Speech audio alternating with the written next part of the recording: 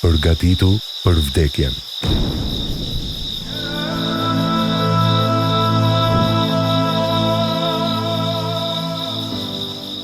O ju mbulues të gjunaheve, do të vijë një ditë që do të zbulohen ato që keni fshehur.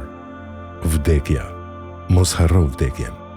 Vdekja nuk ka vend të caktuar dhe kohë të caktuar, dhe shkak të caktuar dhe moshë të caktuar, por ju vjen juve papritur, dhe ju nuk e kuptoni. Thot Allahu në Kur'an, agonia e vdekjes i vjen me atë të vërtetën, i zbulohet çështja e iretit. Kjo është ajo prej secilës ke ikur, Surja Kaf 19. Përgatitu për vdekjen, vlla im, përpara se të rrasësh me zërin më të lartë, o Zot, më kthe edhe një herë. Por vlla im, nuk ka përgjigje për ne në atë ditë. Thot Allahu në Kur'an, e kur ndonjërit prej tyre i vjen vdekja, ai thot, o Zoti im, më kthe. Surja El Muminun 99. Eja dhe shiko ti që nuk kujdesesh. Eja dhe shiko ato që pendohen tek Allahu. Çfarë të shtyn ty që nuk pendohesh tek Allahu? Dhe gjithë njerëzit pendohen tek Allahu dhe ti vazhdon të qëndrosh kryelart. Dhe kujt i qëndron kryelart? Zoti tënd. Do të vijë një ditë që do të vdesësh. Po beso se kjo ditë është shumë afër. Por ti vazhdon që të jesh i dhënë pas kësaj bote mashtruese, pas pasurisë dhe gjërave të saj shkatruese. Gjunahet e tua e kanë mbuluar zemrën tënde. Shiko se zemra jote është bërë e zezë nga gjunahet e tua. Shiko në jetën tënde o ti që nuk kujdesesh.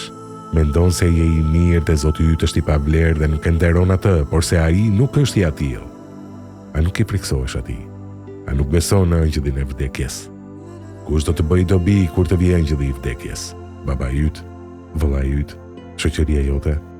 Shoqëria jote të cilët ti zbukuruan ty gjunahet dhe me buzëqeshje i ndiq ato nga pas. Sikur ta dish se me çfarë do të takohesh në varrin tënd, o ti që nuk kujdesesh, sikur ta dish zemrimin e Allahut, o ti që hiqesh krye lart. Tregohesh mendje madh me Zotin tënd dhe nuk e adhuron atë.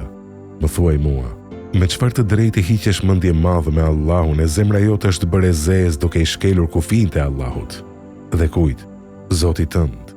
Zoti yt i cili të lajmëroi ty për dënimin e tij dhe mëshirën e tij mbi ty. Dhe ti vazhdon që të jesh mendje madh. Dëgjoj, dhe shpresoj të pendohesh te Zoti yt mëshirues. Zotit tënd i cili thot, a ka nga ata që pendohen që ti fal ata dhe ti largohesh dhe vazhdon me dynjan tënde mashtruese. Mirë për ty kur të vdesësh. Mirë për ty si kur të vijë angjëlli i vdekjes me ta marrë shpirtin dhe ti vazhdon akoma me gjunahet e tua. Turprohu prej Allahut kur të urdhëron që ti bindesh atij. Si do t'jetë gjendja jote kur ti të takosh Zotin tënd me zemër të zezë? A nuk e frikë? Jeto si besimtar dhe i nderuar që të përhapet emri ynë në përqej dhe engjëjt të dëshmojnë se ti je i mirë. Jeto si besimtar dhe i nderuar në dynja dhe në ahiret dhe mos u bëj mendje madh. Nuk të bën ty dobi as familja jote dhe as shoqëria jote nëse ti vazhdon akoma duke bërë gjunahe ndaj Zotit tënd mëshirues. Zoti yt, i cili ta pranon pendimin tënd nëse ti dëshiron që të kthehesh tek Zoti yt, duke i lënë gjunahet pas. Ai e pranon pendimin në çdo kohë dhe në çdo vend. Dije vlla im, se pendimi bën dobi përpara se të vijë angjëlli i vdekjes. Pendohu tek ai tani. Ti nuk e di se ku ndodhet angjëlli i vdekjes në këto çaste. Si për teje po të pret ty. Ndoshta në anën tënde. Ndoshta dëshiron të ta marrë shpirtin tani. Prandaj vëlla im, kthehu dhe thuaj, o Zot, shpresoj në mëshirën tënde. Më fal mua. Më vjen turp që të takohem me ty me gjunahe. O Zot, më fal mua dhe shpresoj në mëshirën tënde. Shiko vëlla im, se çfarë i thotë Zoti atyre që i vinë të penduar te krijuesi i tyre.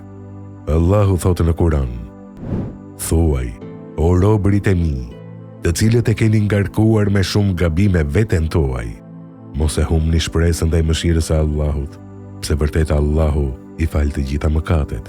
Ai është që shumë fal dhe është mëshirues. Surja Zumer 53.